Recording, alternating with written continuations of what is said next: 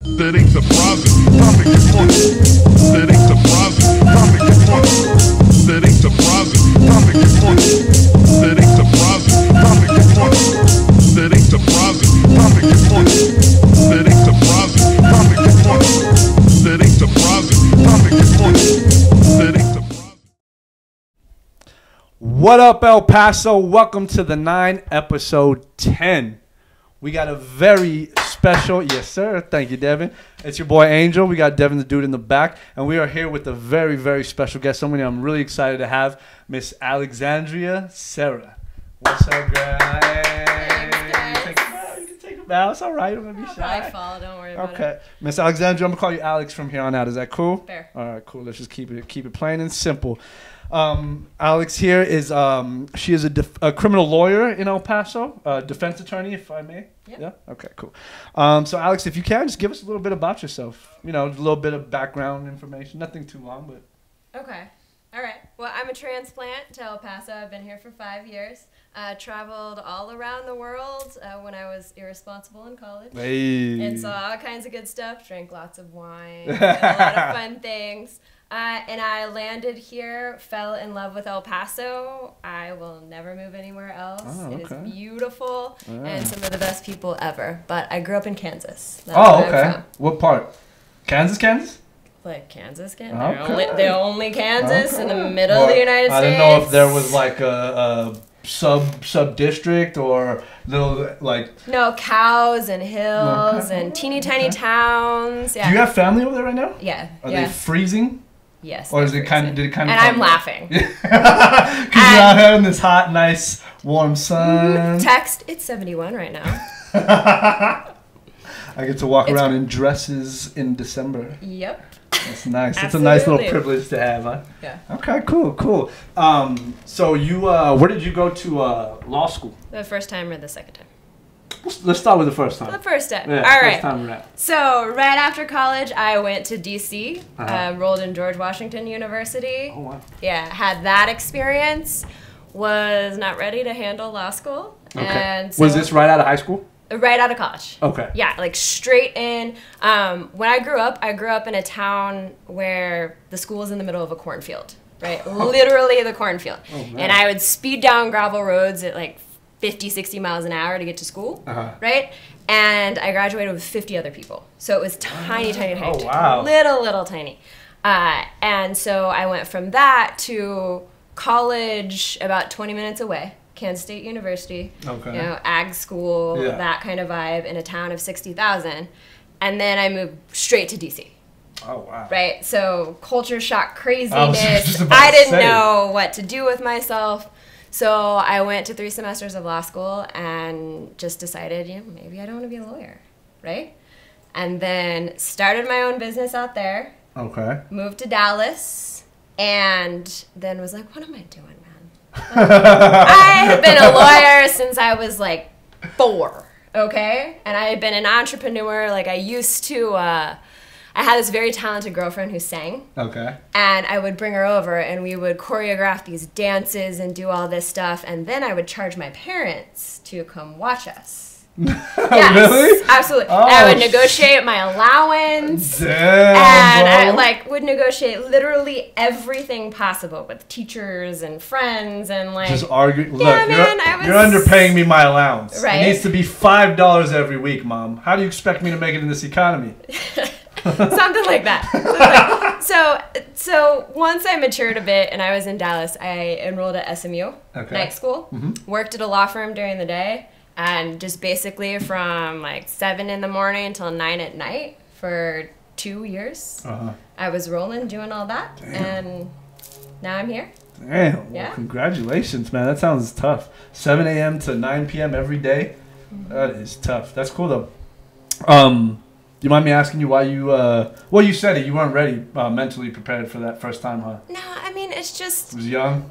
I was young, and then everybody who goes to law school is an alpha. Okay. And it's just this constant competition and constant, like, people tearing each other down. Yeah. And that's not my style. Okay. Right? Yeah. So night school was chill. It was taught by, like, real professors that know. were in the field of law and I had a professor that flew in from DC once a week. Oh, wow. Yeah, and taught an immigration class. Like, she worked for USCIS in DC. Like, that's awesome. people. So you're getting it from the people that are actually doing it. That are doing it, right.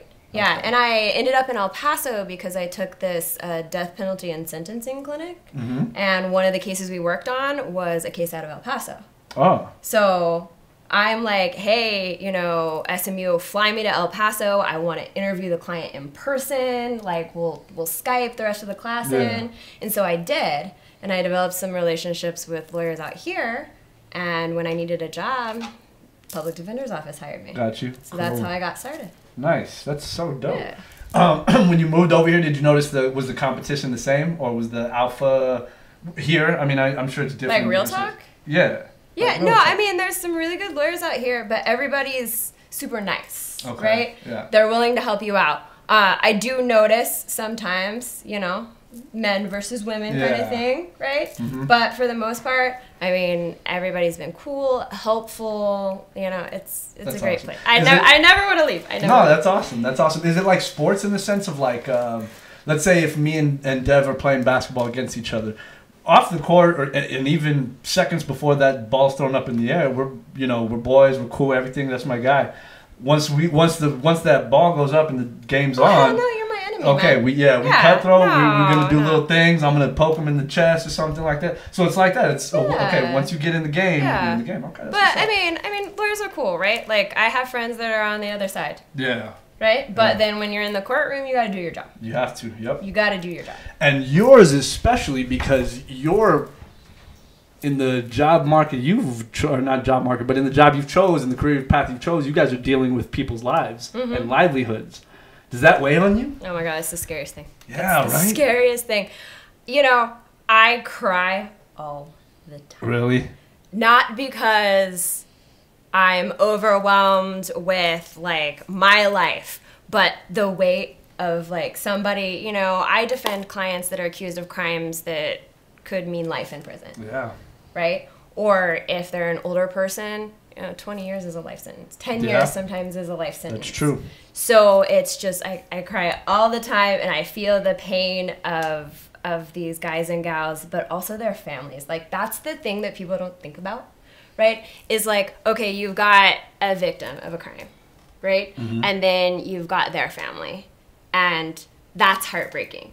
But then you've got your client and your client's wife and children and extended family, that everybody's affected by this, right? And so I am a very, like, empathetic person, so I take some of that, you know? And I believe my clients until they give me a reason not to. Okay. So I'm a little gullible. Sometimes, like a little bit. But I hate to say this because I don't mean to like say this in a negative way, but I mean, as a defense attorney, as a criminal defense attorney, it's kind of better for you, no? Like to be a little gullible towards your clients. Absolutely. I mean, they're humans, right? Like, that's if I give anybody advice, it's like they're humans, right? That make mistakes. Yeah. Right? They have lives and stories and things like that. I always tell my clients I have 2 rules. Don't lie to me, and don't make jail calls. Yeah, I saw that video. Do not make jail calls. Yeah. Okay? They can use that against you in court, right? Oh, hell yes, they can. No, in bond hearings, man, people are saying, man, if I get out of here, I'm going to go do blah, blah, blah. Oh. I'm going to go to Mexico, or I'm going to, you know. Yeah. And a judge hears that, and it's like, nope, nah, you ain't going nowhere. Nope, right? Or, oh man, we were just in this, like, great trial, and we had a shot at winning it, and then prosecutor, boop, plays a jail call where my guy is like, yeah, I want to take a plea because blah, blah, blah, and it's like, yeah. Right? Are you just like, when you hear that, are you just like, you dumb motherfucker? Well, I know it's coming because you know beforehand. I know, okay, but right, it never sounds as bad to you. Okay. Because in my mind, I'm always thinking, okay, well, he probably said this because, you know, whatever. But when it's played in front of a jury, like, oh. I can't. And yeah, it's been bad lately because the prosecutors are pulling a lot more jail costs. Oh, so it's like, I'm serious. Don't lie to me. Don't ever make a jail call. She's serious, y'all. She's serious. Look at that finger point. She said, don't do it. Don't do it. Yeah, that's awesome. That's good. Yeah, I just think, I don't know. I think it's more of a bragging thing. I could be wrong. I think everybody's different. Everybody does things differently. But I feel like, fool, yeah, I'm going to get out and I'm going to go kick that fool's ass because he's the one to Exactly. It's the pride sometimes or just you're locked up in a cage, essentially, and you know, you're not used to it and you tend to say stupid shit. If you're not talking to anybody a long time and then you get on that phone, you might say something stupid just because you haven't said anything all day, you know? Right, and it just sounds bad. Like, yeah, if you have a good reason for it, it just sounds bad. Yep. Yeah, for sure. Because it's... I mean, I don't know too much about the law. I know some stuff vaguely, but I mean, it's a game essentially, right? When you're in the courtroom. What do you mean by a game? When you're defending somebody, if you're defending somebody that you know is, I don't want to say you know, but you're like, okay. Oh, we're going here already. Yeah. What is it, like minute 4? Yep. Okay. That's right. I don't know how long we got you here, so we're going to get into it quick. Okay. You think somebody's guilty on something, right? Maybe they told you about it first or whatever, and you did believe them, but then as things start to unravel, you're just like, oh, shit. Okay, I get where this is going. Does it make it harder for you to oh, that's what I meant. I'm sorry. As far as a game wise, now you believe that maybe there's a belief in you that your client is guilty. Are you playing a game to where it's not okay? Now, this guy's he's gonna get prosecuted and he's going to get guilty, or they're gonna charge him as guilty. Now my game is to, instead of, if the prosecution is asking for 7 years, I'm going to do my best to get him only 2. And it's not technically a win, but it kind of is. Because then you can go and be like... No, it's totally a win. Is it a win? No, okay. no. I mean, so first thing most people don't understand is, like, the majority of cases, I don't know what the statistic is now, but like 95, 97%, they never go to trial. Yeah, right? Okay. I mean, it's just hey, I was driving drunk, like, get me some probation. Yeah. Right? You know, I don't want to go to jail. Or some people are like, man, I'm never going to make it on probation, give me some jail time, something like that, right? So a lot of times it's a negotiation, right? Or we call it fancy word mitigation, but all the good stuff, right? If I have a kid that has a joint in his car and he's pulled over, right, and he's got good grades in school and things are going well and he wants to go to the Marines, like, I present that to the prosecutor and the prosecutor says, hey, well, maybe I shouldn't have punished that person like, you know, some hardcore criminal. Yeah. So there's a lot of things like that. But yeah, if a guy's looking at time, man, for sure. I mean, no one wants to be locked in a cage for 15 years. Yeah. So a lot of it's negotiation, right? And sometimes, you know, guys are charged with, or gals, I always say guys, primarily guys, but that I represent, but they're charged with, you know, a really high charge, like a first-degree felony, and maybe what they really did is a misdemeanor, right? Okay. And so, you know, the state thinks they can prove the first-degree felony, and I say, no, I think you only got a misdemeanor, and if that doesn't jive, then we go to trial. Oh, okay. But you guys try to avoid trial, right? I mean... If possible. Not necessarily. Okay. I mean, it's really, if the client wants to go to trial, even if they're guilty, that is absolutely their right. Yeah. And it's my job, right? I can tell you, hey, bro, this is the evidence. This is what a jury might think. But if you want your trial, let's go. Okay. When you present clients with like stuff like that, for example, like, hey, dude, you know, it's my counsel that maybe we shouldn't, but it's your right that if you want to, we can. In that case, you would want to settle like outside of court or something like that, or inside of mitigation anyway. Like, hey, let's just not go to trial, dude, because it's gonna fuck you up if you go to trial. I mean, there's always a risk, right? Even the best cases, even the cases where I'm like, yeah, hell yeah, we are going to win this. You know, they can go south real fast. Or cases where it's just like, oh my God, we're gonna get our butts kicked. Man, I don't even know. Like, you're just like head down going into the courtroom like this is gonna get ugly. And it goes your way. Right? Shit. So there's always a risk with trial. But I mean, one of the hardest things for me on top of like bearing the burden of really hard sentences is when someone pleads guilty when they're not guilty. And that happens more than you would think. they try to package you kind of per se, like with other things, no?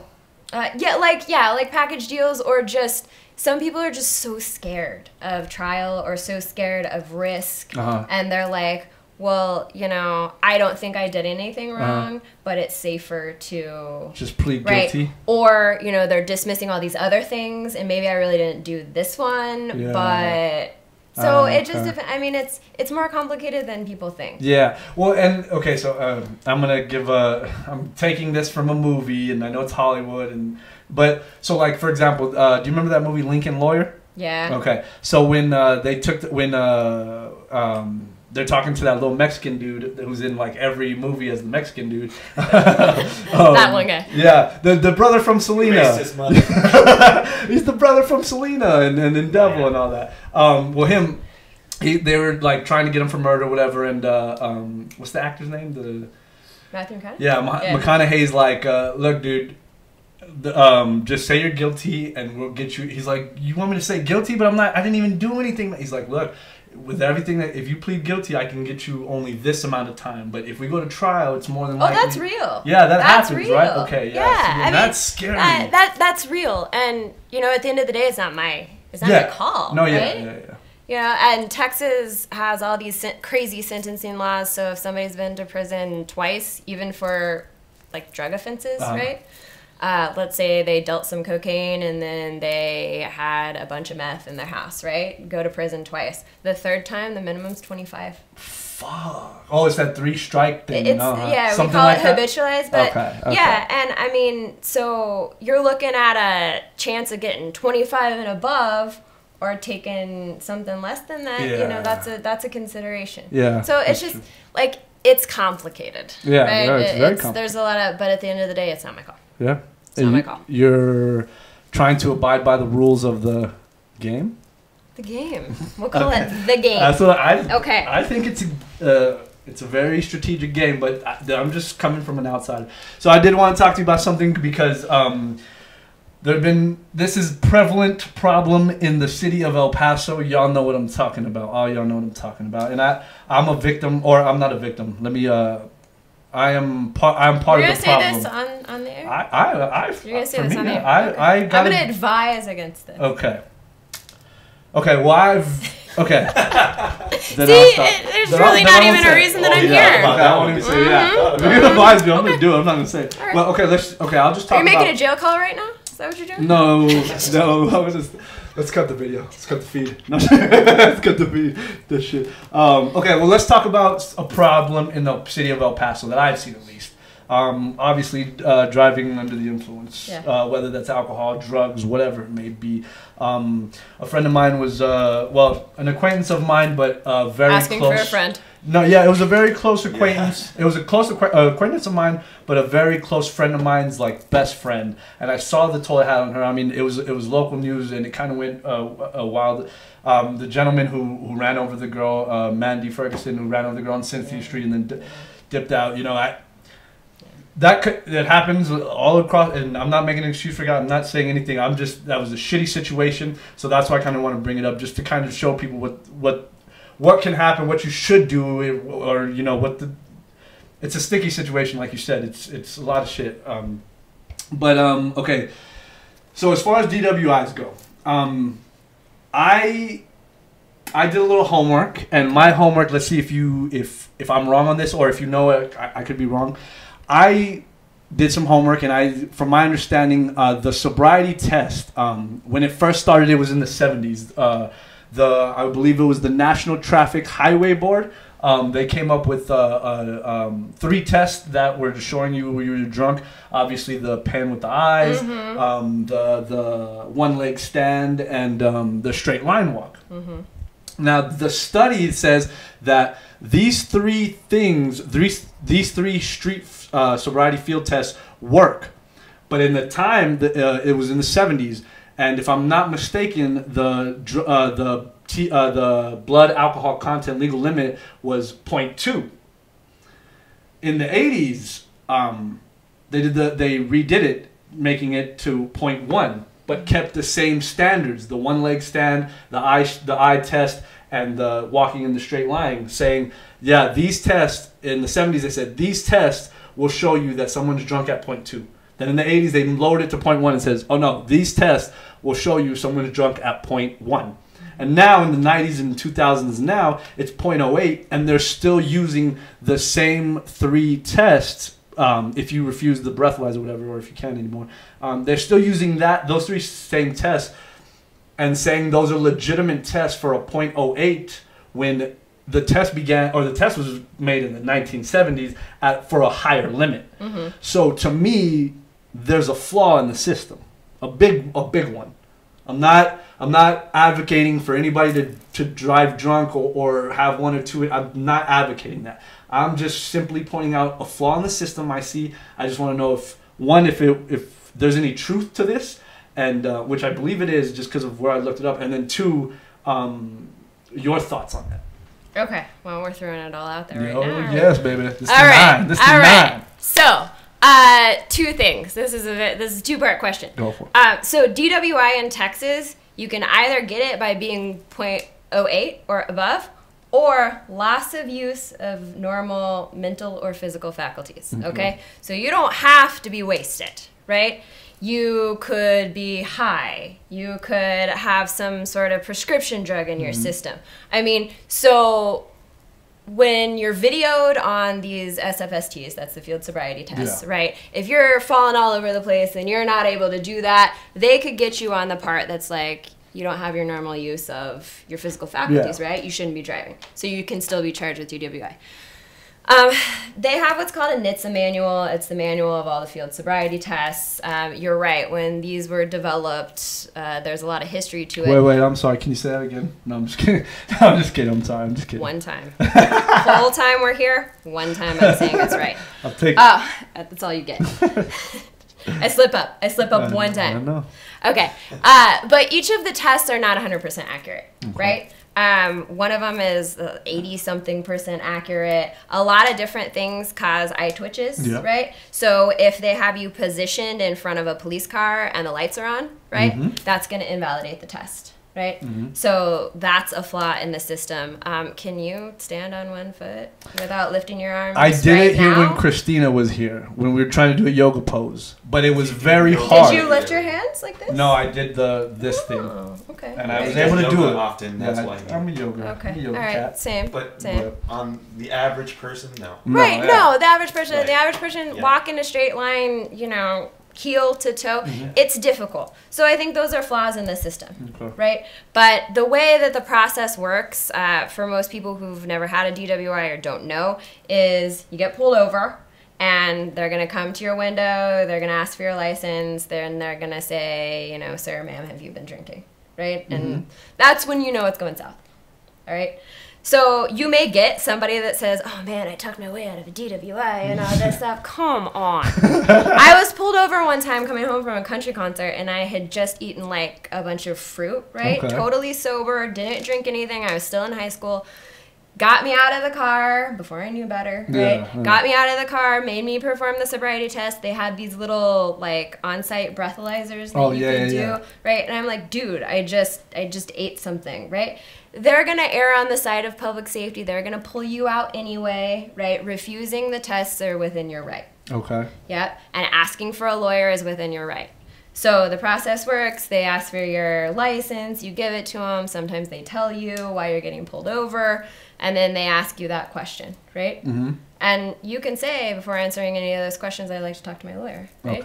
Will you step out of the car, perform your sobriety test? I want to be cooperative with you, but my lawyer told me in this situation, I need to call them first, right?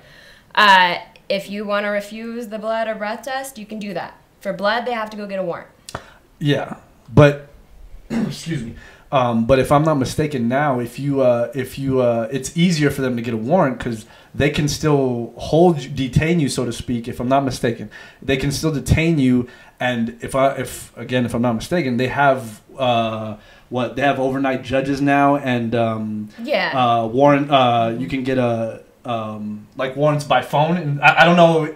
I don't know about the phone in this state in Texas, but I know in other states you can get a warrant over the phone. I know in Texas they do have overnight judges, if I'm not mistaken. Oh, for correct, sure. right? Yeah. So you can deny, and then they'll take you in and still draw your blood, right? Mm-hmm. So let's say you don't admit to drinking and you don't perform the field sobriety tests. Okay. Uh-huh. So they have to give PC and a warrant, probable cause, Okay. right? So what the officer has to do is they have to provide reasons, right? Okay, your tail lights out, you had bloodshot eyes, and you smelled like booze, right? Yeah. Okay. Is that enough for PC? You refuse the sobriety test. Probably a judge is going to sign that. Yeah. Okay? But arguably, for a defense attorney, I argue that that's not enough to get a blood warrant. Fair enough. Okay? That's one thing.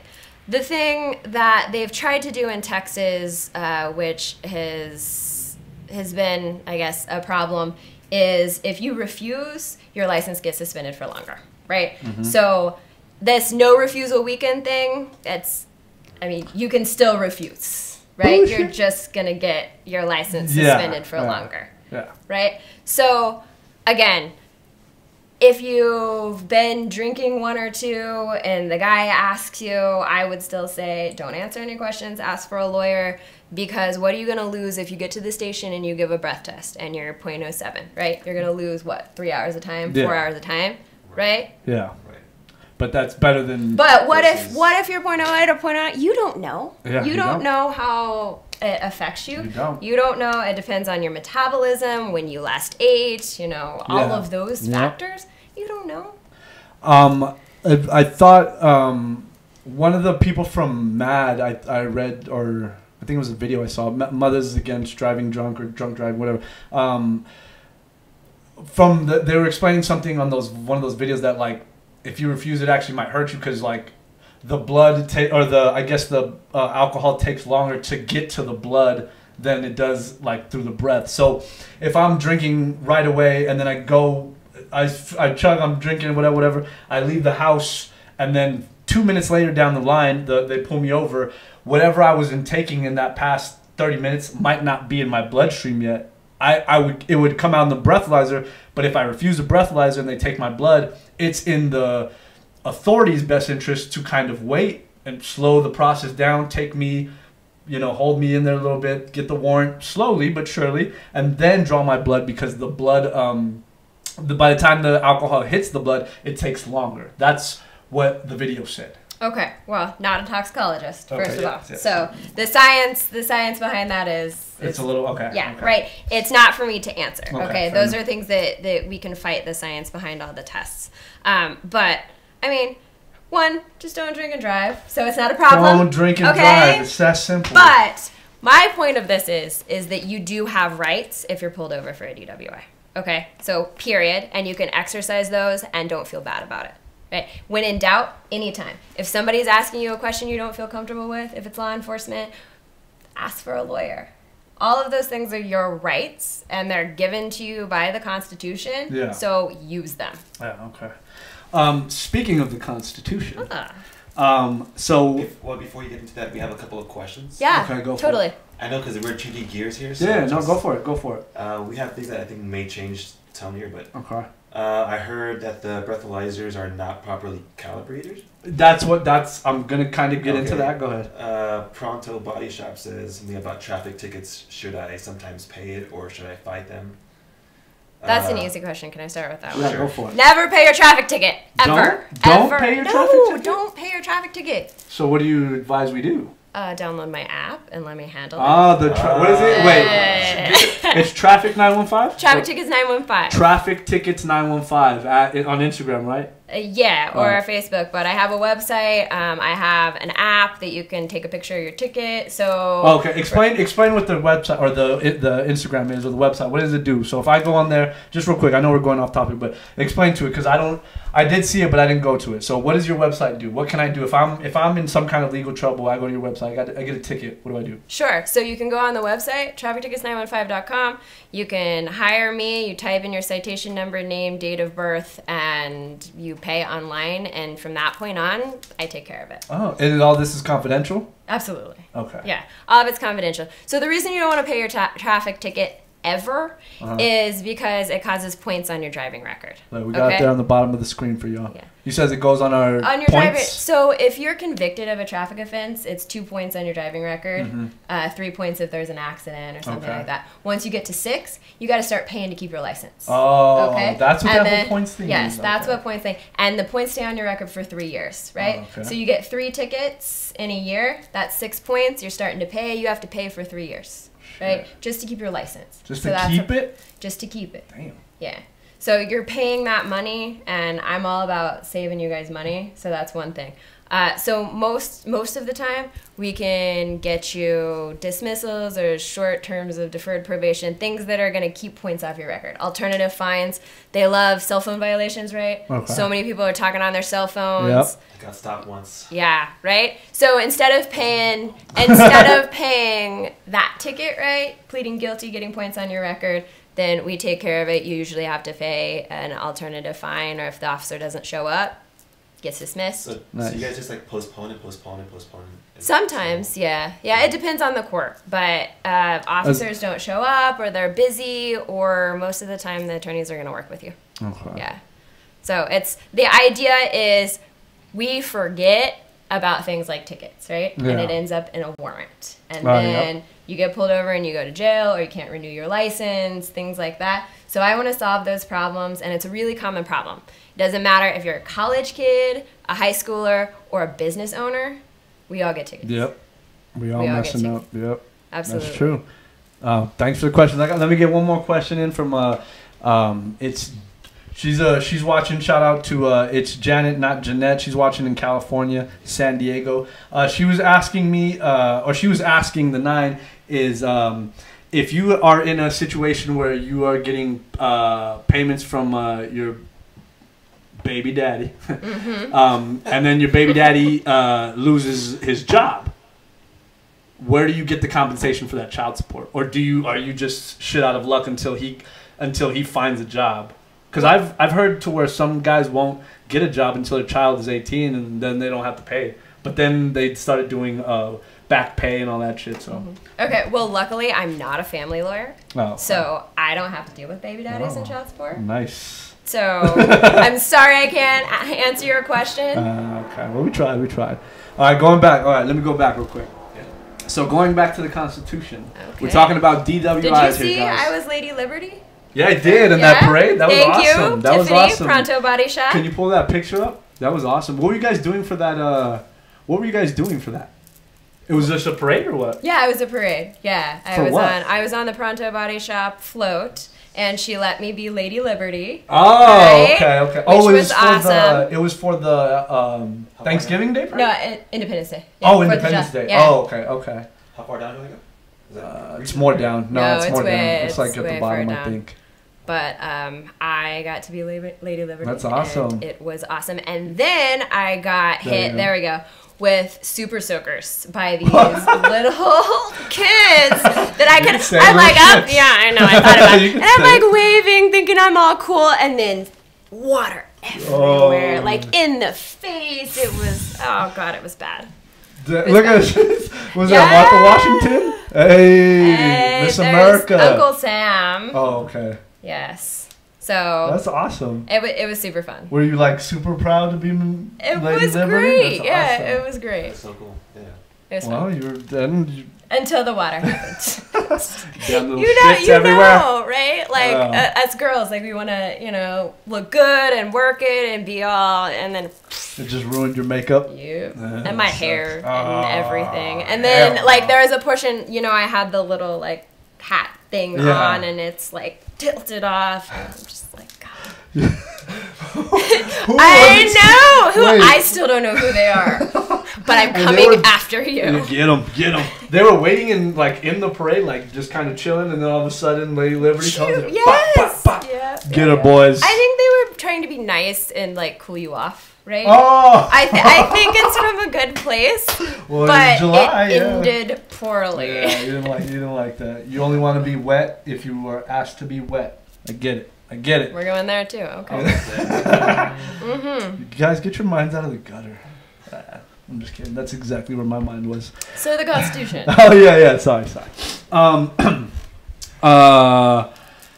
So giving a blood sample, like we were saying, they kind of make you do now in Texas. Isn't that against? I'm not sure which amendment is, fourth or fifth, but the one that says fourth, the one that says you can't be forced to give evidence upon oneself. Oh, that would be the fifth. That's the fifth. Yeah, self-incrimination. Yeah. So isn't that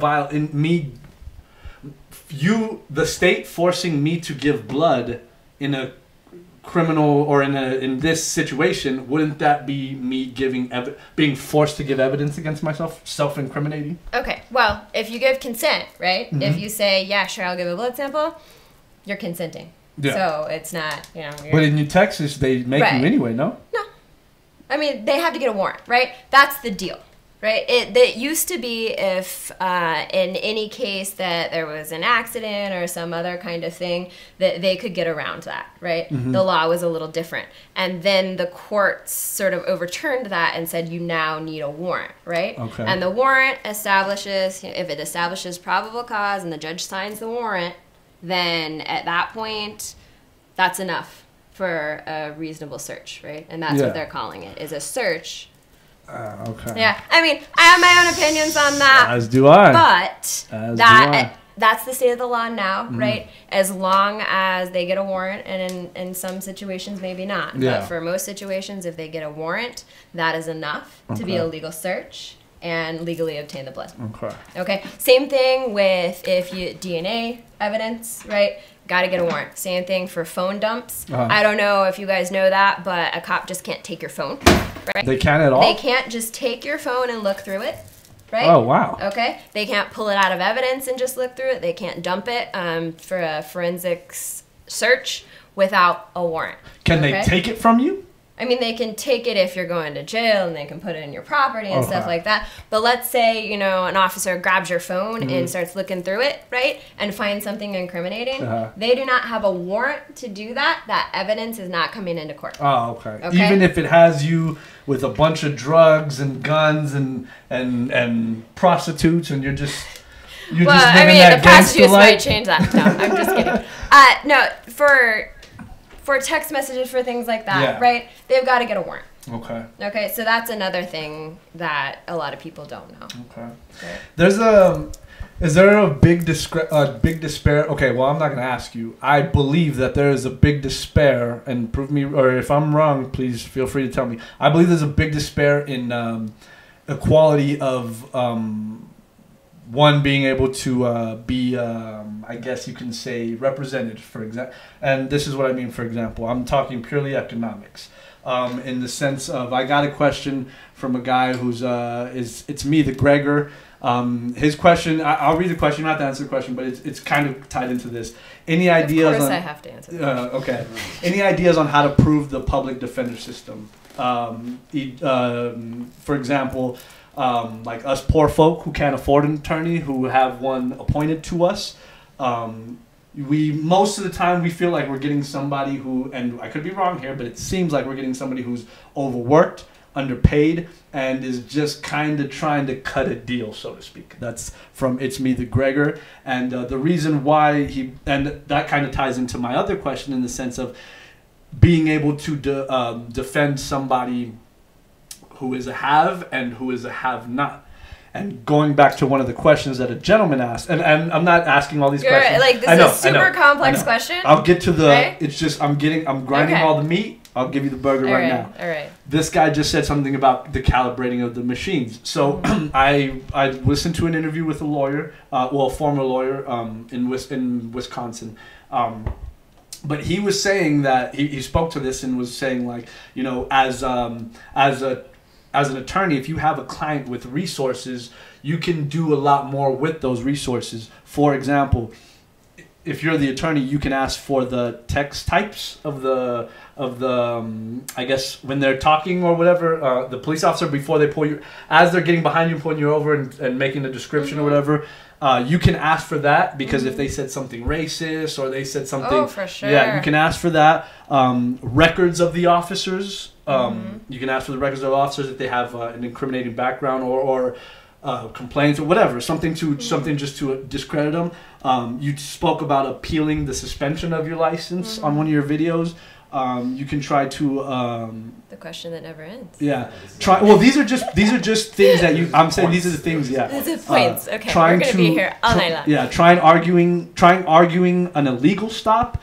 Trying to discredit the blood results, because I hear there's a lot of things on blood results that you can discredit. Whether the people, how it's put on there, when it was put on there with the statutes and all that, and then the machine calibration. Now, what I'm basically asking is, would you be able to do all this stuff that I just asked you about, the text types, the records of the officer, appeals of suspension? Would you be able to do all this and ask for all this for a client of wealth, as well as a client of poverty? Okay. Absolutely. The short answer to that question is absolutely. So subpoena game is strong, right? Subpoenas for records and things like that, they don't really cost any money, right? Okay. So I can get the calibration records from an intoxilizer for however long, right? I can get the science stuff behind some of the blood results, okay? I can get dispatch from the second that somebody was dispatched. How the police officers talk to one another during a crime scene investigation is really important. Yeah. Sometimes you find alternative suspects, like, you know, they're centered on this one guy, and all of a sudden there's two officers that's following somebody running away from the scene, and they're all reporting in at the same time, so I can subpoena those. The audio and the video in a police car starts as soon as the lights go on. Oh. Okay. So sometimes there was a case that these guys were just following a car that was white and looked like it was driven by, you know, some African Americans, and it looked like a quote unquote, you know, like drug car, right? And they just followed it and followed it and followed it until they, you know, found something wrong, right? Okay. Oh, they didn't signal. Yeah. Oh, they didn't do it. And Full they were stop just doing that to mess with these guys. Yeah. And you can find all of that out. But two things about the appointed attorney situation. Our public defender's office in El Paso is awesome. All right. Okay. I worked there. Shout out to you guys. Shout out to the public attorney's office. Yeah, to the public defender's office in El Paso. Okay. There's great attorneys there. Super smart. They have a whole slew of investigators. I mean, they're good, right? So they get about, I don't know what the percentage is, but it's 50% or less of the cases. And then attorneys like myself that are private bar, we also get appointed cases. Okay. So part of my practice is representing people who can't afford an attorney. Oh, okay. So you are kind of a public defender. Yeah, I mean, part of my practice is like that, and a lot of other great attorneys in El Paso. So it's just doing your investigation on every case, right? Or finding the things that you need to find in order to. But whether or not you're a public defender or a private attorney, I mean, we've got some great attorneys on both sides. Yeah. So no, these things are easy to do, right? And you can do it regardless of whether a client has resources or doesn't have resources. There are obviously statutes of limitation towards things that you can and can't use, though, right? What do you mean? Like, I don't know, like, I guess, out of any of these, I guess, like, well, I don't know. Like, out of any of those, I don't know. But, I mean, like, if they've destroyed records, like, sometimes I subpoena a video and it's been written over or destroyed or something, and there's nothing I can do about that. But see, that's, like, shady. Like, what do you mean it was run over? You guys are... Oh, no, and you bring that up. Like, what I like to do is you can subpoena...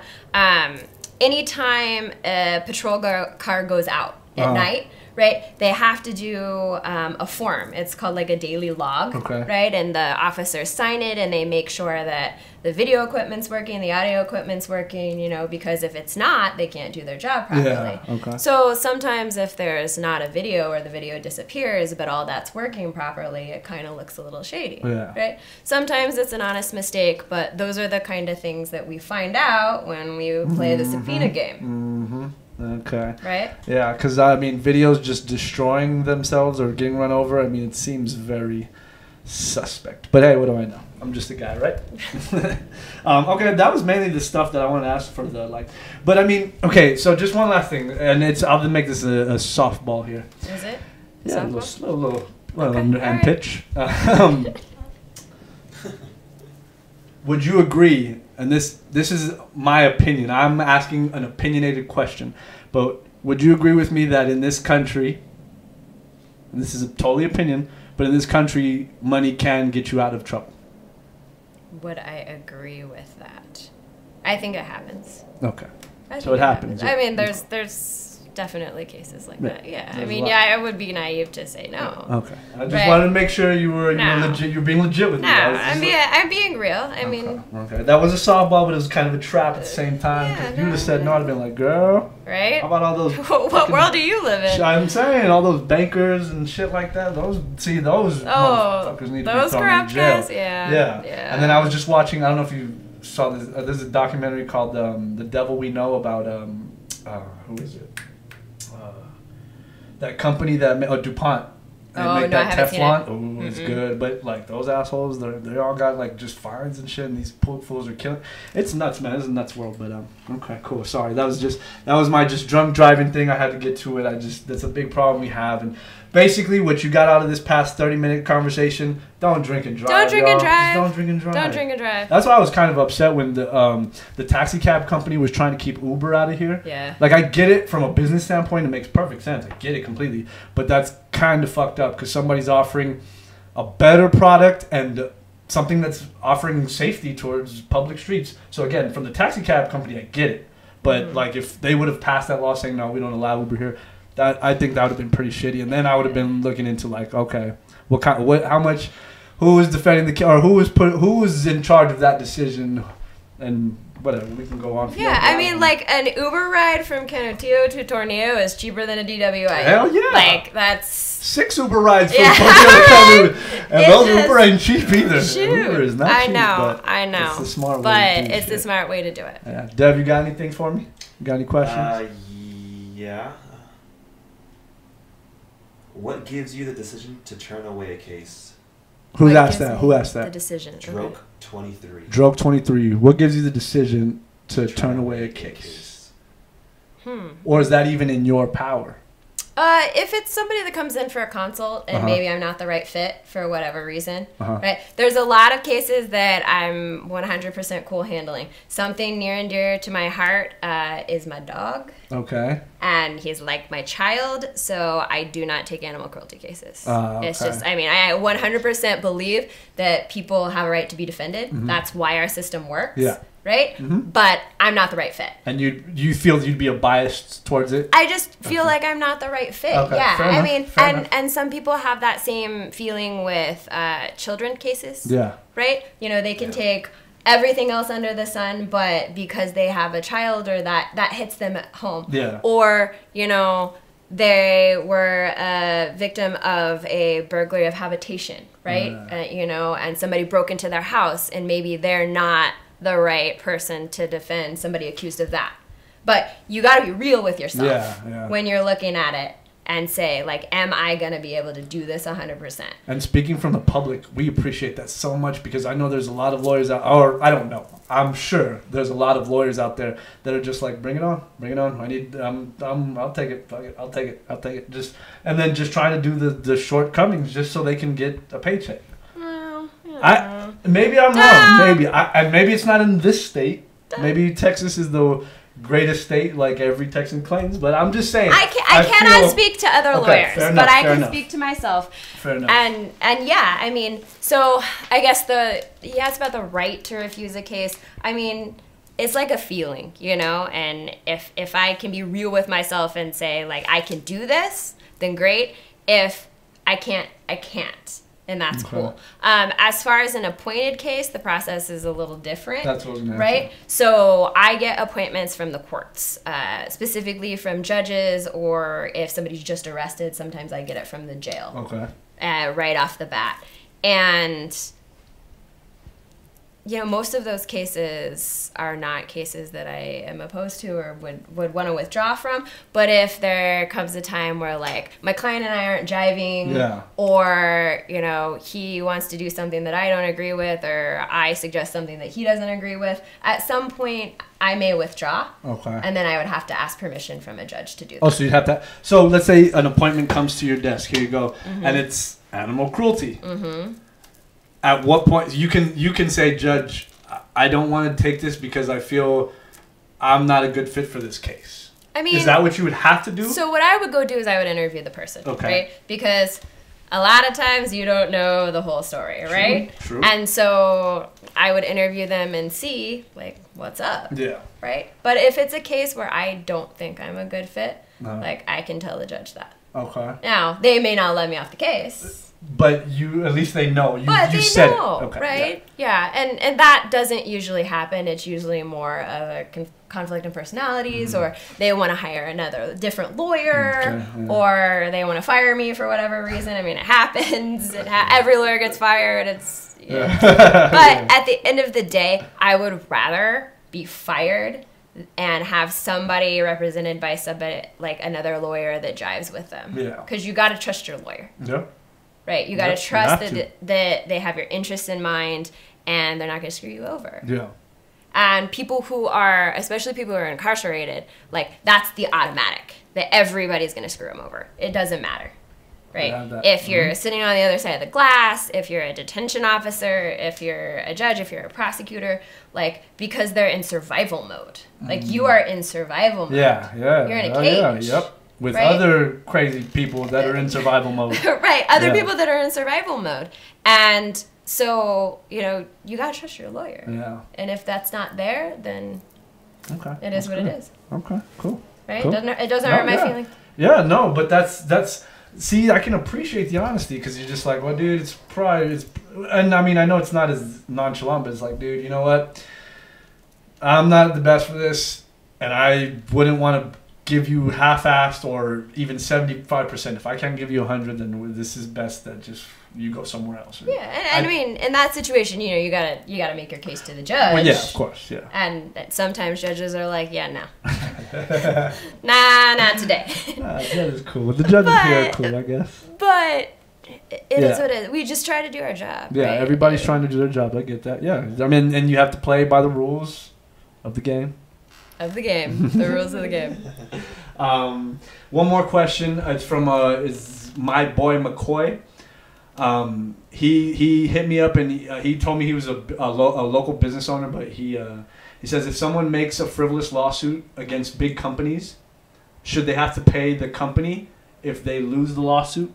I can assume it's somebody who owns something where they deal with a lot of shitty customers or whatever. So I would just assume that that's what he's talking about. Maybe somebody falls and on a step or something, twist their ankle, but they were all fucked up, and then they try to sue the. I don't know. I'm just guessing here, but how do you think as an attorney? What do you think? Oh, I can't. This is outside my wheelhouse. Okay, yeah, okay. Outside my wheelhouse, guys. Okay. So that one I can't answer. She can't answer. I plead Sorry the about fifth it. Sorry on that about one. it. Yeah. 1, 2, 3, 4, 5. We had another question that she couldn't answer as well. Janet. Sorry about your California question, but she can only speak to Texas law, correct? Yes, okay. Only to things that happen in Texas. Okay. So you can't even speak on anything like or is not it intelligently, no. Okay, because you can't. Okay, yeah, okay. So or do you have to say like allegedly? When we had Chuck on, he kept having to say allegedly. Allegedly. No, I can't. I can't comment on whether things are legal or not, or how things work in other states. That could be practicing law in another state. So I'm just gonna leave it alone. What about? Okay, go ahead, Devin. Sorry. Is it because they vary so much and you just don't know about them? Is why you can't. No, you can get in trouble. No, I'm not barred, and so I don't have a license in other states. Yeah, and I mean some of it. Yeah, I don't know. Right? I don't know what California has to do with whatever, right? Yeah. Because things vary wildly from, Sunland Park to El Paso, right? I mean, so, but part of it's, I don't know. And the other part of it is I can't practice. Yeah. Okay. Right. So, but what about like, even if it's not like practicing, you couldn't even give like an opinion? Okay. Well, I'll start with this and then tell me, are you able to speak on your feelings of medical marijuana nationally? Medical marijuana nationally? Mm-hmm. Okay. Are you able to speak on that? Medical marijuana? Yes. Yeah, absolutely. Okay. But it's not illegal in Texas. It's not legal in Texas. Although they did just legalize CBD. Right. Mm-hmm. CBD. And I mean, I've used CBD, right, to help with pain. Yeah, absolutely. I give something a step there. But I don't think, medical marijuana, I absolutely think should be legal Okay. with, you know, proper licensing and all that Yes, jazz, I agree. right? I agree. But I'm not one to be like, hey, dude, you don't need medical marijuana, No, or yeah. you do. No, Yeah, it's not okay. my call, right? The other thing is, I don't think kids with joints in their car should be getting arrested and sent to court. Yeah, or Yeah. sent to prison at least. I Yeah, don't think. you know, I mean, I think some of You gotta get- that there's should punishment. be right. There should be punishment. There should be a fine. There should be a don't Do this shit that. again? Yeah. Assuming that this is a one-time mistake, right? I mean, Yeah. that's where I stand on that. Yeah, okay. Okay. All right, cool. I didn't know. I was using that because I didn't know where the. Do you ever get because we brought this up earlier and it was a question that I had. Do you ever get like, okay, because you're a criminal defense lawyer. Yeah. So in the movies and in the TV shows, you're kind of like the bad guy in most cases. In some. How dare you? I know it wasn't me. It was Hollywood. Let's blame Dare Hollywood. you. I'm gonna blame Hollywood on that. But in all the cases except Law and Order, their prosecutors are pretty good. But like the defense attorneys are amazing in all Yeah, these yeah. movies, right? In They're did you see that Johnny amazing. Cochran in the? Did you watch the OJ thing? Yes, I did. Dude. Yes. was I mean, Johnny but Cochran, like oh my all God. the actors and actresses are like, yeah, you make our job look good. Yeah, right? Yes. Yeah. Yeah, Well, he I did. can I was- never compare. When he was But- like sitting next to OJ, he's like, I just need to know, you didn't do it, right? And he's like, no, man. He's like, all right. And that was all I knew. That's all I was just like, it's crazy, man. I'm like, shit, like to be staring a murder or a alleged murder Allegedly. at the time, or well, he's not a murderer. Well, he got Acquitted. Yeah, Acquitted. That hell of a.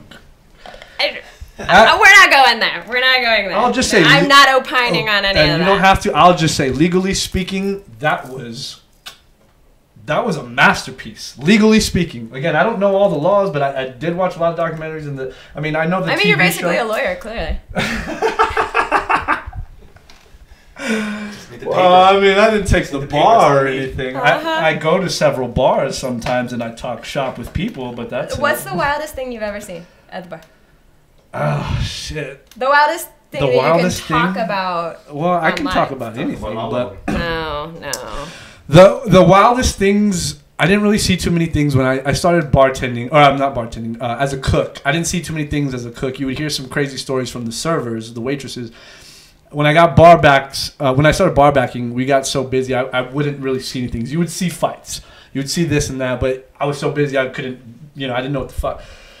When I started working security for one bar, that's when shit got crazy, because then come last call all the time, you get these people that just, all right, dog, let me finish my beer. I just got it, dude. I'm like, well, dude, you fucking stop talking and drink. Like, hurry up. We're all trying to get the fuck out of here. But then you go to the restrooms. And that's where... Okay. All right. That's I've where heard the chaos enough. is. I've heard enough. Well, it's not disgusting. Well, it will in the second part. The first part, I remember I walked in on I was kicking everybody out, and I heard somebody in the restroom. And I walked in, and I was like, yo, man. Or I didn't even say anything. As I walked in, I saw his feet, but his feet were pointed sideways. There's not like somebody was taking a piss or taking a shit where your feet are forward or I backwards. retract my question. You asked. His feet were sideways, but then as I get in further, I notice a second pair of feet. And then you start hearing... I'm like, ah, shit. So I just banged on the door and like, hey, I just banged on it and I opened it. I was like, hey, y'all need to get the fuck out of here. And as I opened it, I'm like, hey, y'all need to get the fuck. And there's a chick in there, and this is the men's restroom. And I was like, you need to get the fuck out of here. And you're not even supposed to be in here, lady. Get out of here. I was like, don't ever come back to this place or whatever. And they're just like, oh man, I'm sorry, here. And they tried to hand me coke like we're sorry. Like, Yeah. get that shit. I don't do that shit. Jeez. And then I go to the women's restroom and holy shit. Okay, we're gonna stop. 'cause Holy shit. What not to do at a bar? All that. I'll just say, it seems like drunk women are some of the most disgusting creatures. How dare you? I know. I love women. I love you guys. You guys are all the queens and the goddesses. I love women. But, my God, in the restroom? Jesus Christ. Like, you go in the men's restroom and there's, like, piss on the urinals and the sinks all are right. dirty. We're derailed, I think. But the women, you guys, I mean, not you guys. Some women would just leave just bloody, nasty tampons Really? just on the floor, or not even flush them. And we would have these little box trash cans for that particular stuff, and they would just, you guys, or some women would just leave it there, or not even flush it, or. That's gross. You asked. I did ask. That was nasty. And there's a rule, right, when you're cross-examining a witness, and it's like, don't ask one too many questions.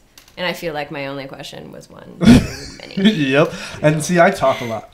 So you ask me one thing, I'm going to give you like 7 different answers. Right, so, and you're going to put 7 questions into one. Yep. Okay. Yeah. All right, I get it now. After Oh, 45 it's too minutes, much. Yeah, I understand. I know. Yeah, you get me now? Yeah, I See, get you. I'm a little I feel weirdo. you. All right. I'm a little weirdo, man. Yeah, but honestly, it's really cool working in the bar. You never bartended or served like a server in a restaurant or bartender? Yeah, I was a terrible waitress. Were you really? Oh, totally. Where It did was you real serve? bad. Back when I was living in Kansas at like a sports bar and grill. Oh, okay. So it was a sports bar. Yeah. Did you get? Oh, see, that's. No, I was terrible. It was bad. Oh, so you weren't good at your No. job? Oh, okay. Oh, no. Was it because the people, or just you weren't good at No, your job? I was bad. Oh, okay. I was like real bad. Why? You couldn't remember drink orders or what? No, I couldn't. It was just bad. It was bad. I wouldn't remember to like come back to tables and bring stuff, and like somebody would ask for, okay. like that. Yeah. Yeah. Did you enjoy the cat calls and all that good stuff that men do when they're fucked up? What's It up, was girl? more of like the lunch shift, so. Oh, okay. Yeah, oh, nah, okay. Nah. Oh. But I was bad. I shouldn't have ever No. upgraded to cocktail. No. No. That's all We good. all have our skills. Yeah. Mine is not waitressing or I know. serving. That's crazy. It's crazy. I see some bartenders that they're just immaculate at their job, and it's not necessarily the bartending skills. Like, they have some good bartending skills. It's the way they communicate with people. Mm-hmm. It's the way they make their customers feel. And I'm just like, holy shit, man! You can. That skill set is like being able to communicate, and then in a loud environment, and then with people with alcohol in their system, and then you got somebody telling you, hey, we need this, or I need this drink, but then you're sitting there connecting with one person, and then you disengage, and then connect with a different person. And then while you're making a third person's drink, and I'm like, I love you. Yeah. Amazing. Yes, it's amazing. It's crazy, and the money that I think a lot of people are staying in the service industry now because you have potential to make more money than you do at a regular job, and you get to meet a lot of different strange people, and like I was telling you about earlier in the show, or earlier before we went on air. I won't talk about that one, but Thank you. yeah, yeah. Wow, he stopped himself. Wow. Yeah, that is because it's I don't even want to go any further than that. How deep does attorney-client privilege go? Like, I can tell you, Deep. if you are my hired lawyer, I can tell you anything and everything, and you cannot use it against me in any way, shape, or form. Even if later on I fire you because I feel you didn't do justice towards me or due Sure. diligence towards me, you can't go to anybody with the information I've given you, and use it against me. No. I mean, the answer in 99.9% of the situations are. Well, are what's the 1%? If you're like, I'm gonna go murder this fool, Oh. and I actually, and I don't even know the actual word, but have like a substantial belief or something like that you're actually gonna go do it. Oh, okay. Okay. Right? Like, it's an ethical thing, and I Yeah. don't have the language in my head, but No, yeah. there's an exception. But attorney-client privilege runs deep. Okay. So I can Very tell you, like, so then I can't say, oh, you know what, forget this, don't worry about it, I'll go take care of this person, I know a buddy who can whack. I can't say that to you because then you'd be like, because then you have the obligation to go. Well, if I think If that you think it's I'm actually serious. going to happen and stuff like that, I mean, there's some ethical lines, Okay. right? But anything that you've done in the past, right? Like, let's say, you know, you're in jail for theft, right? Mm-hmm. And I'm asking you, like, dude, why'd you steal the beer? What's going on with that? And then you're like, I did it 16 times before, and I never got caught. Oh, okay. Nah. You can't use Right? it. Okay. No. So, but if I'm like, look, ma'am, I need you to get me off this. I did it. I killed this guy. And I know I'm going. I know it's just that's how my head works. I don't. I'm think gonna. it's- Okay, how many vetoes do I get? I've done 2. This is gonna be the 3rd, guys. Okay. This is the You only 3rd. have one Right? more, that's He it. lured me in with like, This we're is gonna the talk third. about misdemeanors and like DWIs and stuff like this. And I think this is what, like, the 6th or 7th murder that has made its way in here. It's because I feel if I don't go too far, they're gonna be like, "Bro, you gave her softballs all day, and no, you didn't ask her this." What question was a softball? You threw like a curveball. No, the medical marijuana, that was a softball. That was not a softball. That was a little softball. You didn't even answer it. I did answer it. You did. Okay, that's right. Oh, the client rich or poor thing was kind of a softball. I gave a lot of information and talked a lot, but that was an easy yes or no. It was like a 7-part question. But fine. Whatever. Are you questioning my journalistic integrity right now? 100%. Oh, shit. See? I like her. 100%. I like her. You remind me of my dominatrix. I'm just kidding. And I'm just kidding. Going back real quick, and then I'll just ask you a little more about yourself, and then we can kind of just wrap it up a little bit. Do you ever when you're having to defend somebody serious, and this serious, when you're defending like a wife beater or like a child molester or something like that, do you ever like kind of really? We're just gonna throw those terms around. Yeah, I mean, someone accused of sexual assault. Yeah, someone accused. Yes, accused. Sorry. All right. That's why I have you here to clean me up. I don't know. I'm learning. It's a learning process. I'm learning. Who has? Oh, okay. I apologize. Right. I apologize. If I'm defending them, they're accused. They're accused. Yeah. Okay. Hypothetical.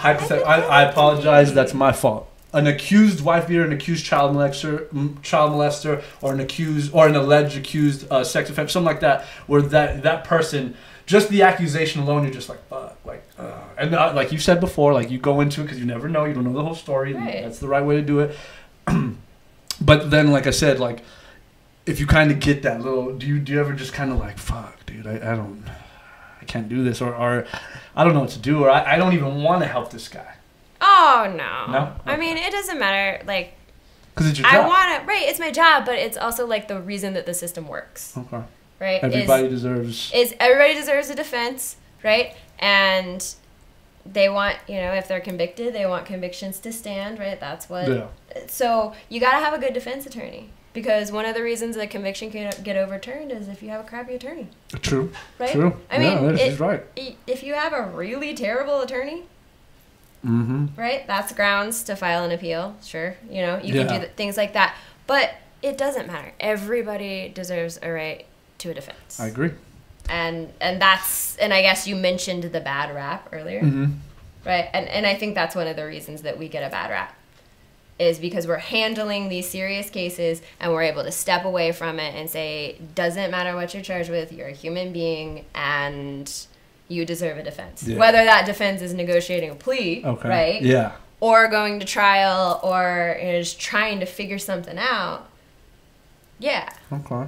But can you speak? I don't know too much about it, but can you speak on that what was that guy's name? Daniel Villegas case, or no? No, I'm not. You can't speak. Okay. Okay. I just want to. No, that's fine. Right? Yes. Yeah, right? I just want to. That was a very interesting case. It was. That's why, and there was some excellent lawyering too. Yeah, it was excellent lawyering.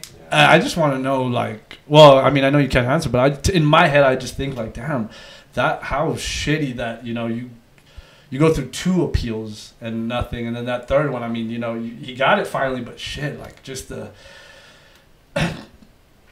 mental wearing it must have taken on him, and just his family and everything. Did you watch Making a Murder? I saw some of it, but it just became too repetitive on the same thing, so I just kind of stopped. But I saw most of it. I mean, that stuff does happen, right? Yeah. People who are innocent do get convicted, and it gets overturned later, or sometimes not, and people spend their entire lives in jail. Do you think they should be given reparations if they were wrongfully accused and taken away from their family 25 years or 10 years? In a lot of the cases that I've seen that like DNA exonerates them or something like that, there's a civil suit associated with it. Okay.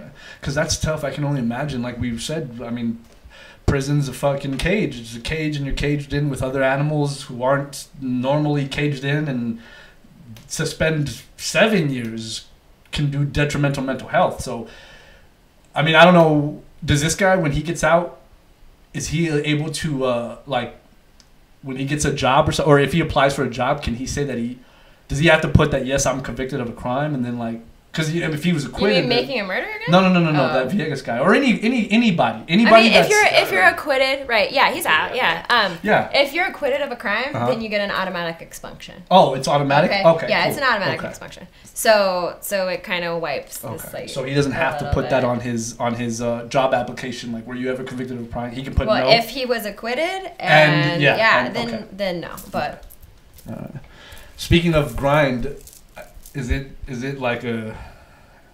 Does it wear on you? Oh man, oh yeah, dude. Man, I can my mental imagine. health, right? Yeah, exactly. My therapist and his therapist, like seriously. Dude, I'm saying. No, but for real, it does. It's hard. And some of the generation of attorneys, criminal defense attorneys ahead of me, I mean, some of these people have been practicing for 25, 30 years. Yeah. And I look at it and I'm like, how did you do that?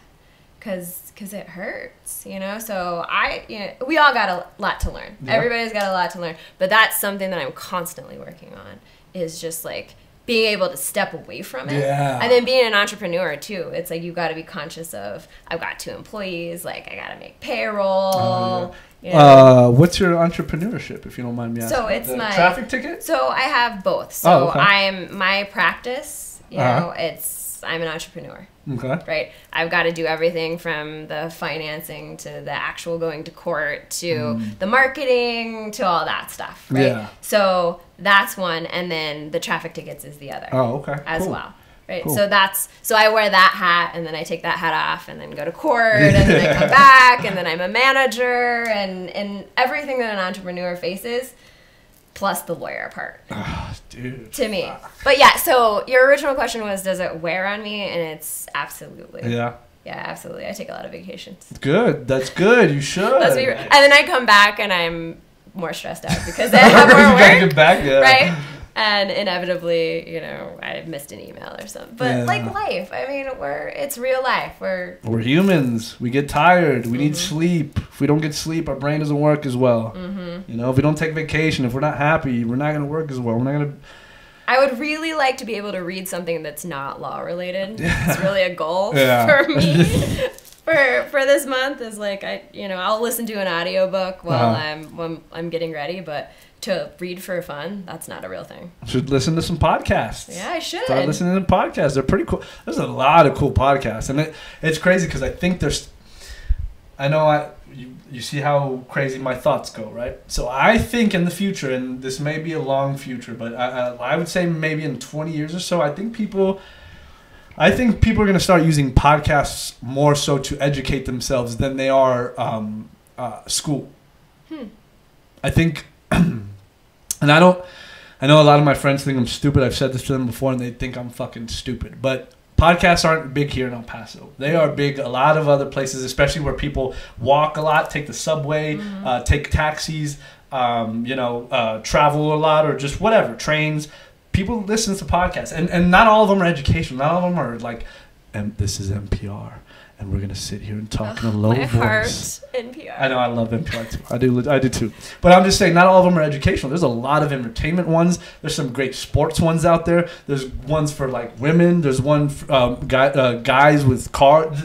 There's technology. There's all different stuff. History. I'm a big history guy, so I love like Dan Carlin's hardcore history. Malcolm Gladwell's revisionist. There's a lot of them, but I think with how people are starting to look at education now, especially higher education, as far as college, and the fact that the value of their education is no longer what it's costing. It's costing way more than what it's actually valued at. I think with that, people are going to start taking alternative routes, and I've already seen it some people taking alternative routes and not going to college and just doing their own thing. It's not worked for everybody, but I've seen some success stories, and I mean, these kids are doing it without $60,000 of debt, and they're getting a jump at life. Try like 200. I know. 60 was for my small real school. Talk here. Right? But one of my friends, one of the most successful friends I know, she didn't go to college. Really? She just started work at 19, and she's worked for the same company, and just worked her way up. Yeah, and she's doing great. So I mean, of course, I value education. I do too. But I mean, there are alternative routes. I agree. So if school isn't for you, like, don't get discouraged. Like, be creative, be innovative, do something that you're good at. Yeah. Right? I mean, I think that's important. I do too, because I do too. I just think a lot of people a lot of our generation, I would say, Okay, so, okay. God, I knew it was going to come out. Coming out. I knew it was So going to come out. how old did you think I was? Based only on my projection of your job and where you are now in your career, Go ahead, I said that I thought that she was 38 to 41 or 2 years old. But I hadn't seen her in real life. To a woman I know, ever, really. But if we want equal opportunity, then I can say what you want to say to me, and you can say what I want to say to you. No. Sure. Can't you ask me my age? Why can't I ask you yours? You can ask me. Okay, I just shouldn't guess it. Wildly incorrect about how old I am. I was really off. Wildly. I really apologize for that. I'm so sorry. It's fine. This beautiful young lady is. I'm not even going to say it. No, you're I'm not going to say it. You're not going to say it. She's nowhere near what I guessed. And you're beautiful, and you're young, and you're talented, and I still want to punch you. It's fine. This is how our interaction started, right? Yeah. Never met before, and then about 3 minutes in, I'm 40. I fucked up, yo. I fucked up bad. Fucked up real bad, but that's why I was trying to get into that DWI thing quick. Right. So I was hoping you forget. You obviously didn't. You have a great memory. She's a lawyer. She's not gonna. I know. I'm not gonna forget that. I know, and y'all don't even see Devin. As soon as I asked the question, Devin just kind of like he was doing stuff on the computer, and then he perked up like. And then he's like, "Think, man, think." Like he's sitting there going. You didn't even have to look at me. You're on your own, man. Yeah, your body language said it all. I was like, shit. No, but yeah, you got anything that? Where are we at in time? We got any questions? Let's do a couple round of questions. We're at an hour and 18. So wow. Let's do one more round of questions. Flies I know, right? When you're asking me hot seat questions. Those are softballs all day. Someone said, "You thought she was 40?" Oh shit. My boy Coy 12. That's the one who asked. McCoy 12. Yeah, that's the one who asked the question about the. And Jacob, you can learn everything from YouTube. Yeah, see, exactly. Right? Yeah, YouTube and podcast. My weekly videos on Lawyer Talk Thursday, guys. So she has her Lawyer Talk Thursday. Wait, we'll plug that. I can plug that, right? Yeah, we'll plug that right now. One more question. My boy McCoy, I got your question answered. You gotta look back in the video if you wasn't watching it. I mean, Joke 23 says, "Why wouldn't a lie detector be able to solve a case, whether someone did something or not?" Those lie detectors are they're not very. They're unreliable and inadmissible in court. Thank you. That's They're still used a lot for getting like government jobs, right? They are. I think so. Yeah, I had a buddy of mine actually. A coworker of mine he had been trying to get in the FBI for 5 years, and he was talking to me. I felt so bad because he was being honest with him. He's a straight arrow. He's a really straight arrow, but he was being honest with him. And I asked him, I was like, well, "What'd you tell him?" He's like, "Well, they asked me like in the past 5 years, have you done coke?" And he says, "No." "In the past 10 years, have you done this or that?" And he was like, "Yes, I've done that." And he was talking about when he was like 19, I think, and he was in college, and he was a kid, but he was being honest. And I was like, "Damn, that sucks, man. That you be." It's like, yeah, and they even hooked me up to the lie detector test. And he's like, "Dude, I'm being 100%." And I believe the guy because I know he's a straight arrow, and we kind of conflicted at times because of his straight arrowness, but. He was telling me, he's like, "Dude, it's just I can't pass the lie detector test." He's like, "I'm telling them everything they want to know, but I can't pass it." And I'm just like, "Why?" He was like, "The first time I don't know, but now I think it's just because I'm nervous when I go in there because I want this job so bad, and I know I have to pass this stupid test, which is testing my heart rate and my breath and all that stuff, and I know it's in my head, it's mental, and I can't get it out. And every time I go in there and I fail the lie detector test, they're like, "Dude, well, what are you not telling us? Like, just be honest." He's like, "Guys, I'm telling you everything. I even told you, yes, I was doing drugs back in the day, or I did drugs back in the day, but, so that's why they don't." What did you say they were? Admissible in court? They're unreliable and inadmissible. Yeah. So if somebody brings as a defense attorney, according to this lie detector test. No, they're not. I mean, they're not going to do that. The prosecutor's not going to do that. Because now that shit's like old school. No. I mean, for the most part, they're above board, right? Cool. They're not going to bring that crap. All right, cool. Nah. One more. Let's do one more, and then. I think that's it. Okay. I think it's about it. All right. So, do you got anything for us? You got anything you want to ask us, or anything you want to speak on, or anything? I'm not going to ask any more questions. I don't know about Alex and who she is. Yeah, talk to us, Alex. I saw you were a vegan, if I'm not I mistaken. am vegan. You are? Yes. Okay. That's... Damn. Vegan enthusiast. That's what it says on Yeah, there. vegan enthusiast. So you're a lawyer and a vegan? And a vegan. Dude, how do you Right? have My time? junk food is no fun whatsoever. I know. Stress eating is like dark chocolate, right? It's Kale. no fun. It's kale. Ugh. Do you have to buy most of your? I mean, you make your own food instead of like buying it somewhere, right? I'm sure. Yeah, I mean, El Paso is really good about vegan stuff, right? I'm vegan and gluten free. I'm literally Okay. no fun at all, right? That's- Yeah, I miss beer a lot. Yeah, so vegan, it's the animal lover thing. I actually had a personal trainer who kind of said, like, try this, right? And it worked. Yeah. Yeah. And it makes you feel better because you're It not... makes you feel better, right? And then I lost a shoe size Oh. because I was so, I guess what I was eating was making me so inflamed, right? Okay. Like, Wow. yeah, I lost ring sizes, a whole shoe size. Oh, yeah. shit. So I don't know what it is, but like all that bad stuff messes with your body. Oh. So Most for definitely. me, like, Yeah. yeah, I definitely cheat with cheese, L&J's queso, like Ooh. at least once a year. But for the most part, I'm pretty good about it. You gotta treat yourself every once in a while. Yeah, It's okay. or like a pizza with real crust, like real, like oh. Wait, what do you mean real crust? Well, so no gluten, so Yeah. I can't have Okay. like the delicious, or like a flour tortilla with butter. Oh man, You're you guys are just killing torturing me right now. yourself. Terrible. Dude, that must be in... It's hard. Poor- It's super intense. Poor guys who It's try to like super ask you on intense. dates. Hey girl, where you want to go? The bar. Right. Are there any vegan restaurants here? Oh, for sure. There's tons. I know they have vegan friendly menus in some places, but Oh, where are the yeah. vegan restaurants? Well, they have a vegan food truck at Monarch. Okay. So that's one. I mean, Eloise is pretty vegan friendly. Queen's Table out on the east. I haven't been there yet, but supposedly it's like vegan soul food kind of thing. Oh, shit. I mean, there's stuff everywhere. I can't. Cinnaholics. I haven't been. What's it called? Cinnaholics. Cinnaholics? Yeah, it's like cinnamon rolls, but they're Mhm. vegan. What? There's the fountains. They just opened up. Oh, that's awesome. Yeah, they're like. Woohoo. But like most everywhere, I can get stuff. You know, at Yeah. a sushi place, I can do vegetable rolls. I mean, like Sounds real it's boring. not bad.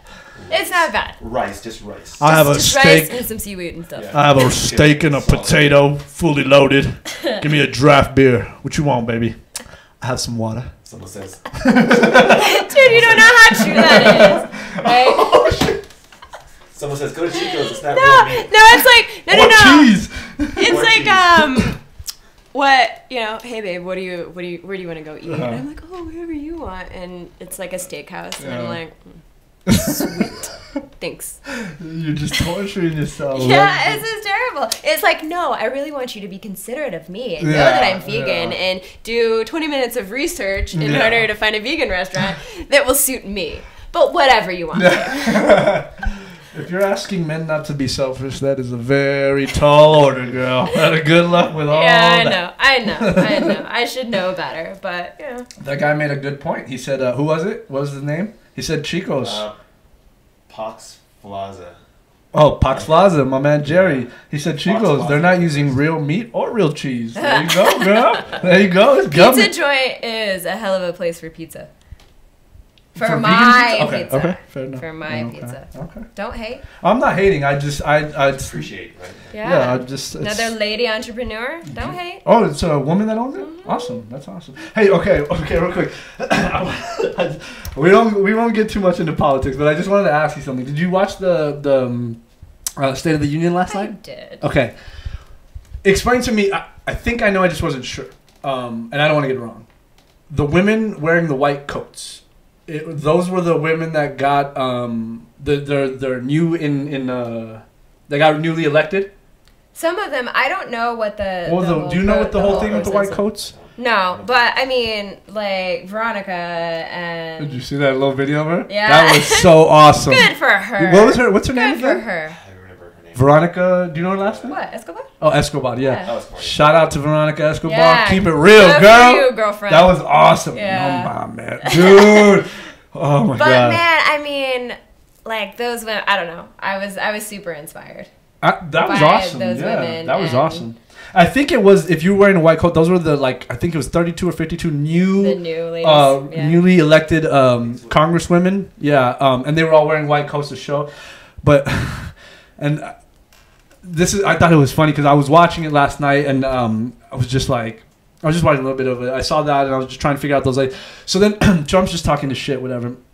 And then he says to that, he's like, and we want to give congratulations to all the women, you know, that the 52 new elected ladies. And then they got up and they celebrated themselves, and that was awesome. Cool. That was so awesome, and it was well deserved too. It was. It definitely was. But I just, man, did you see what Trump did though after, like right after that? So they're all clapping. Well, no, what he said was, he says.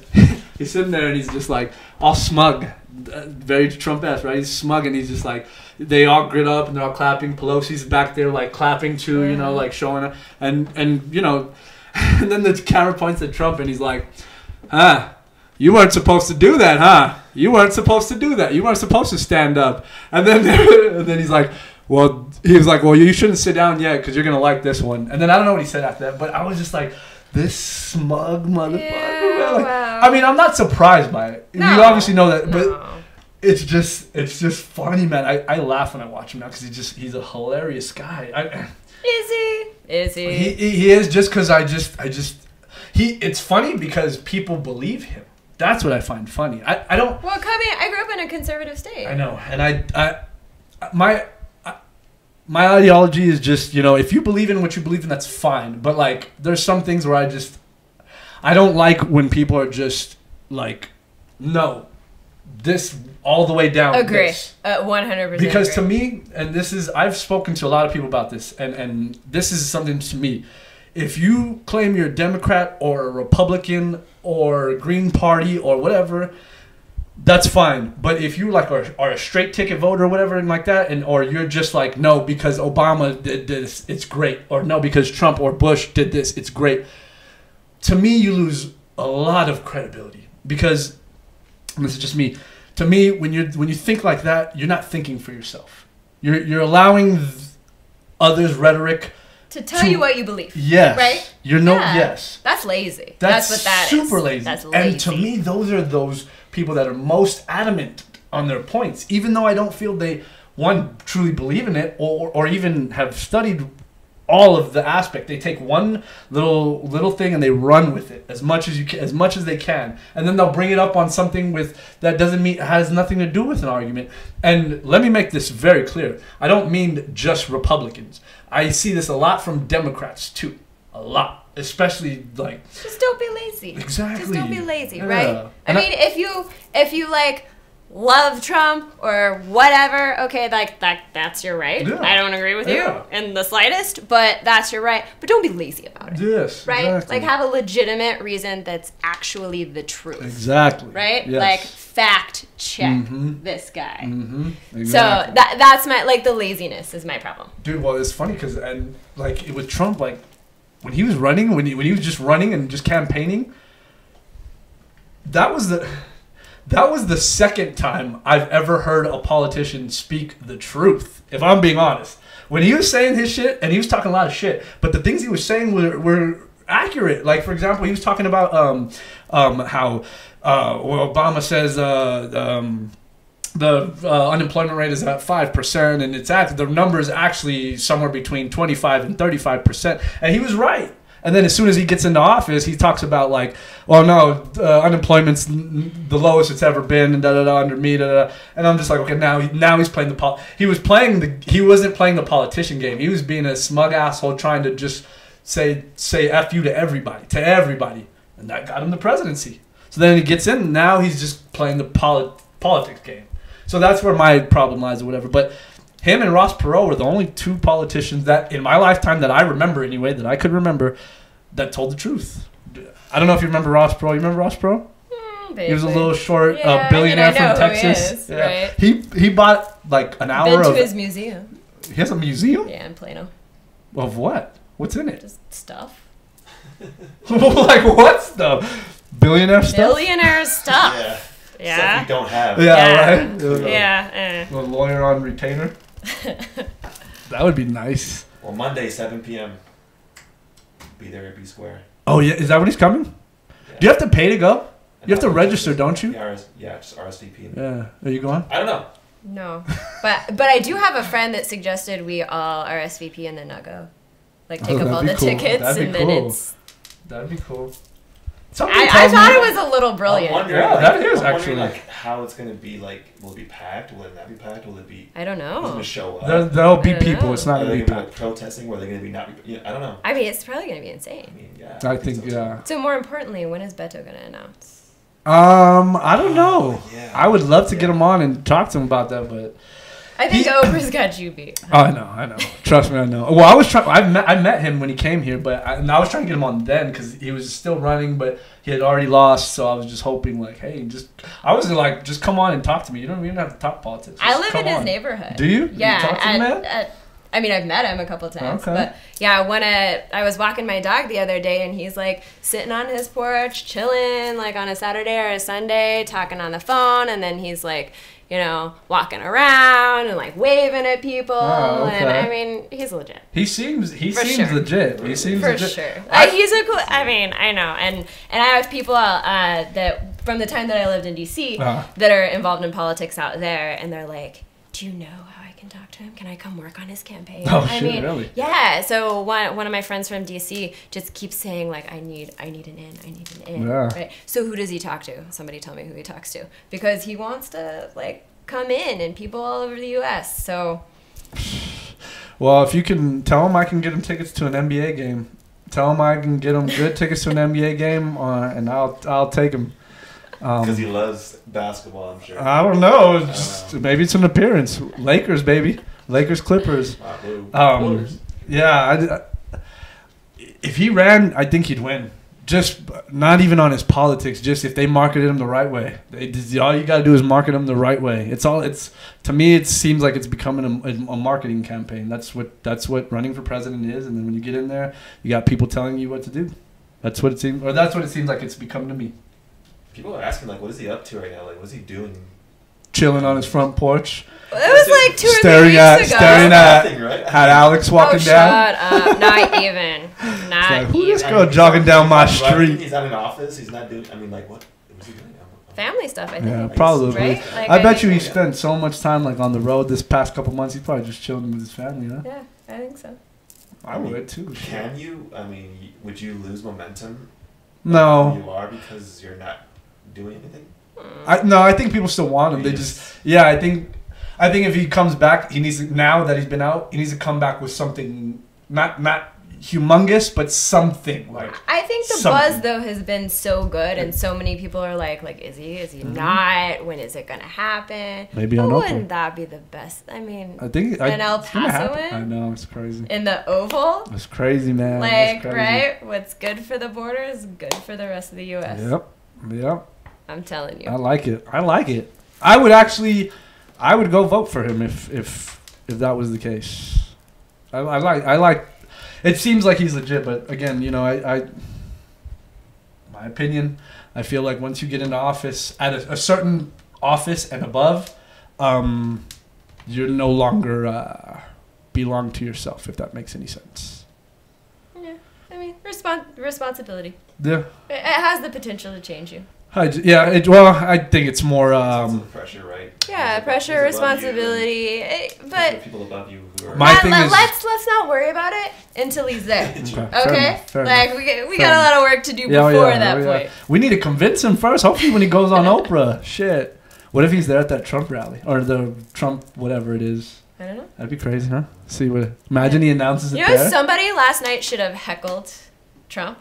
I don't think you can. Can you? Don't you think they'd kick you out? Probably, but it would be Fuck worth it. I guess. Totally would have been worth it. Well, they are. Elizabeth Warren took like somebody. A couple people took people that were employees and weren't receiving paychecks because of the government shutdown. Mm-hmm. And then one lady wasn't receiving a check, and then also her house burnt down in California over the wildfires. That was who I think Elizabeth Warren's guess was. Oh, okay. So I would have been like, I would have been like this the whole time, dude. But I don't know. I don't know. Well, we kind of talked about everything. We did. See, I told you it was open forum. It's fun. It's fun. You hate me. I'm a piece of shit. I don't know how to ask the right questions. True. Maybe next time you can ask the questions. Right? Actually, you could submit them to me beforehand so I can edit them accordingly. That would be great. There you go. Yeah, I'm not a type A personality at all. Yeah. Not even a little bit.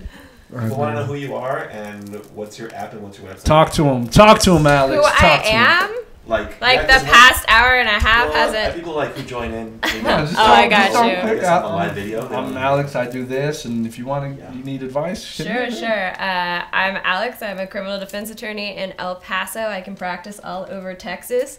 I specialize in all things criminal defense, juvenile, federal, stateside, and I've got an app for traffic tickets. So if you ever get pulled over, you can pull up my app. It's called Traffic Tickets 915, or go online and submit payment, give me your citation number, and I take care of it for you. You never have to go to court, not even once, and we keep points off your record.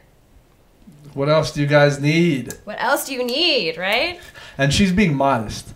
She's not a criminal defense lawyer in El Paso. She's the Oh, criminal I can't defense claim lawyer in that. El Paso. You can't, I but I cannot can. claim that. I Nah, can. nah. Please believe it. Well, we got her website there on the little box there. Instagram, right? Yeah. Instagram or no? Yeah, that's fine. Yeah. Yeah. Every Thursday she does the. So Lawyer Talk Thursdays are, I guess, my El Paso claim to fame. So I am all about giving you guys free advice on things that you need to know about your rights, about how to handle situations, or stuff that you didn't know about. Like, for example, you get convicted of having marijuana, you lose your driver's license, right? Yep. Things like that. You get a DWI conviction, you can't carry a weapon for 5 years, right? I mean, we're in Texas. People care about that stuff. Oh yeah. Yes, I So you can submit questions to me on Instagram, and I'll answer them with videos, or you might just be featured in my Lawyer Talk Thursday. do. There you go, guys. Let me tell you something. There is nothing in this world that is free, especially legal advice. We have somebody who is willing to give that to you for free. And not just on a one-time basis. Every Thursday. Take my advice. Take her advice. Go to the thing. We'll have it on the we'll post it on the thing when I post a little picture later, but it'll be up there. Did we go off? Are we still on YouTube? Okay. We'll be up there. I'll post her link, or I will tag her, Alex's the traffic ticket and her personal one. That way you can check out. I learned a lot just from, I was looking at the videos today, and I mean, I looked at them before when we had first started talking and stuff, but then as I looked more into it, I was just like, oh shit, there was things on there that I didn't even know. And as you said, I'm a lawyer now. So. I mean, he's watched so many of my videos, he's basically a defense lawyer. We're lawyers. Clearly. So yeah, you got anything else for us, Alex? No, I think we're good. All Thank right. you. No, for thank letting you. me on the show. Hey, you are welcome back anytime you want to come back. Just let me know. We'll accommodate you. I love this stuff. I love talking to people that are intelligent and can battle back. See, she talked shit to me today. She was calling me. Ooh, y'all didn't even hear what she was calling me off camera. Ass. And that's the nice way. That was the nice way. But yeah, no.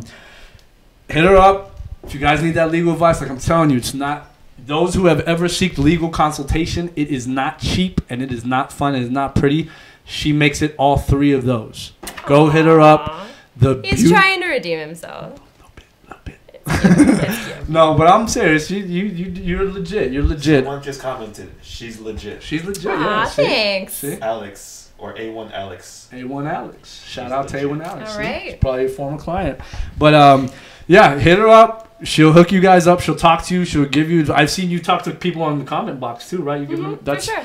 That is so awesome, man. And I'm telling you, it's awesome because, again, there's nothing free in this world, guys. And this legal stuff is very important to how you live in your life. It may not seem like it, but like you said, it's the little things that we don't know about losing our license or Paying surcharges. paying having surcharges. money. That's money that we use, Yeah. guys, or we need. You don't have to pay it to the state. You can keep it in your pocket. You just need a little bit of help. And here she is.